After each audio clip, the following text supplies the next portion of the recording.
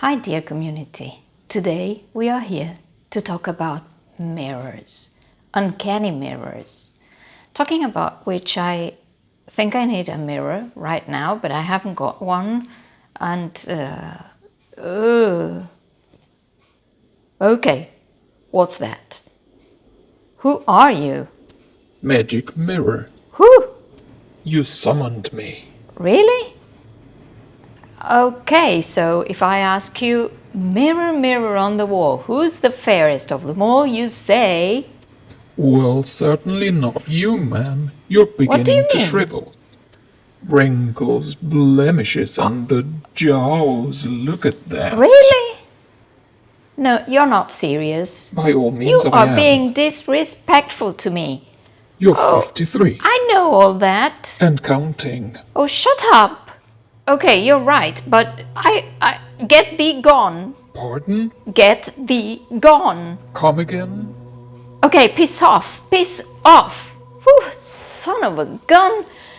How dare you? Oh, okay, so back to my senses, and I was telling you that we are going to talk about mirrors. This was one sort of a mirror, you know, from a very well-known story, Snow White, also known as Snowdrop, if you read the Brothers Grimm version, and White Eyes, if you read my dystopian version of Snow White.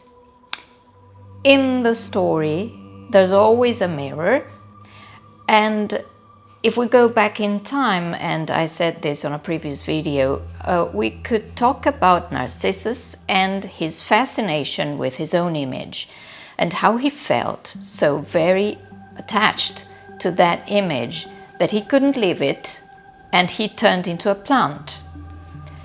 And then if we look at the opposite effect of a mirror on somebody, we could talk about the creature in Frankenstein, Mary Shelley's Frankenstein, and the way he felt when he regarded himself on a puddle. It was pure objection. He could not understand what he was looking at, and he rejected his own image. All this goes hand in hand with the fact that there were many cultures over the years who thought that mirrors helped you get in touch with a different reality, with another world, maybe the underworld, maybe another dimension of things, the angels, spirits. Foretelling the future was possible thanks to mirrors. I could mention, for one, Nostradamus. You must have heard that he took a bowl of liquid, some liquid, and he peered into that liquid. He had taken some hallucinogenic substance before, but he peered into that liquid, and that's where his prophecies came. This is called scrying. Some other people look into a crystal ball, the same thing happens. And the Aztecs in what is now Mexico had obsidian mirrors. These mirrors are made of volcanic stone, volcanic glass actually. That is what obsidian is.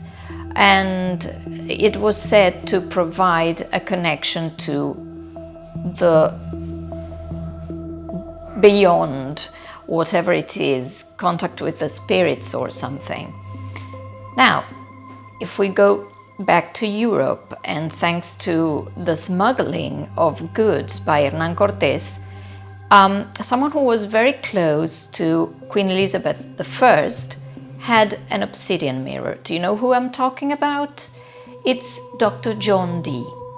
He had an obsidian mirror, which, as I said before, came from America, and he used it, allegedly, to gain access to some good information to give advice to Queen Elizabeth and the court in general.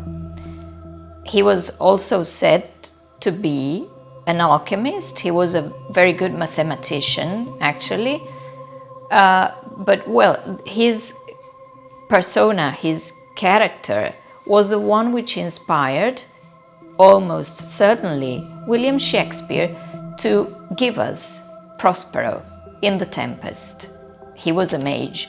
If you haven't read it, please do, because it's wonderful.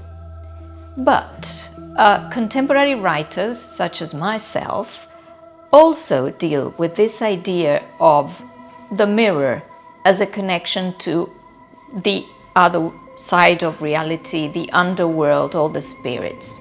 The thing is, I'm going to share a poem with you, a poem I wrote some time ago, and it's in my book Tales of the Uncanny.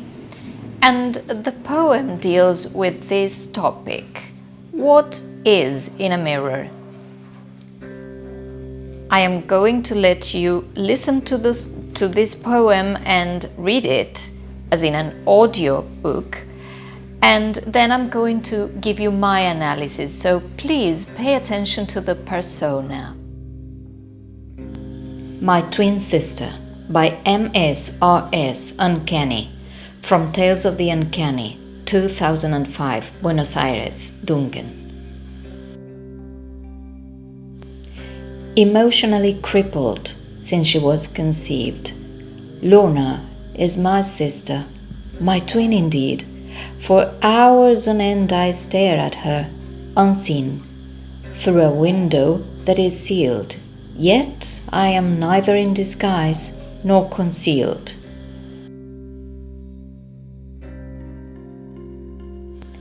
We carefully respect each other's place, never mingling in any game. Once in a while we say hello, on friendly terms I am amazed, but eventually we'll fall into the downward maze.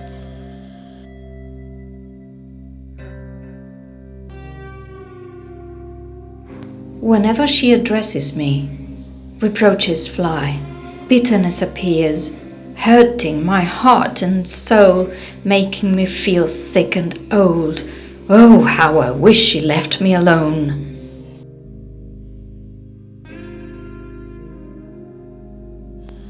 In the darkest, gloomiest day, when I seek comfort, I stare at her. But I am ignored, I think I fade. She will not speak, she looks away. I suspect she doesn't need me in any way.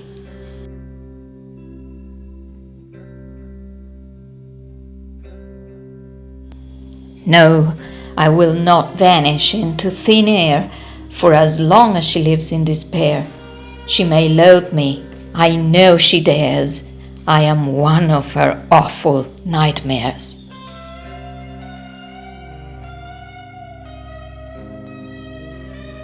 She expects me to be her, but certainly I am not.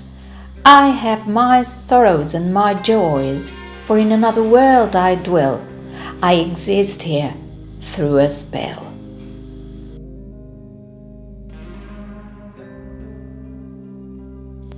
An ancient name I have been given, Lilith, they dubbed me here.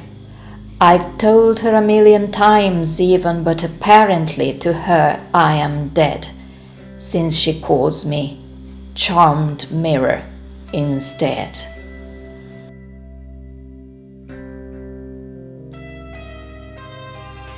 Okay, what do you think? If you did as I told you, you paid attention to the persona, so you noticed that, first of all, I give you some information about a woman who looks at herself in the mirror, but actually she thinks she's looking through a window. It's not as if she knows she's looking at the mirror. What she sees is another one physically like herself. That's why the poem is called My Twin Sister, but actually their behaviors are the opposite. They are completely different, and there's a conflict between them, and there's confusion, and there's probably depression and sensation of not feeling good. You readers have been set a trap because actually what happens is that the one speaking, the persona in the poem, is Lilith herself. How come? Well, I probably wanted to give her a voice, and I wanted you to think that you were reading about a woman, but actually you're reading about the entity on the other side of the mirror and how she sees things, and how very upset she is by the fact that the other woman does not recognize her, that she is treated as a mere reflection.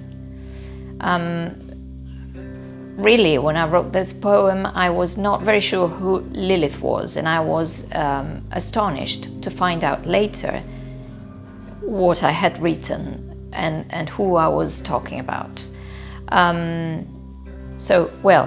This is about the poem, and I will upload the poem separately with a few exercises for you to use for free if you want to.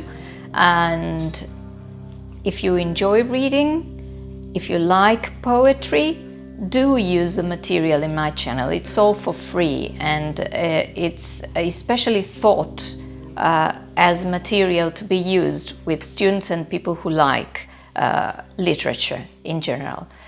So, after all this adventure we've had with mirrors, I will be saying thank you for watching, and I'll be seeing you soon. Bye-bye. Thank you again.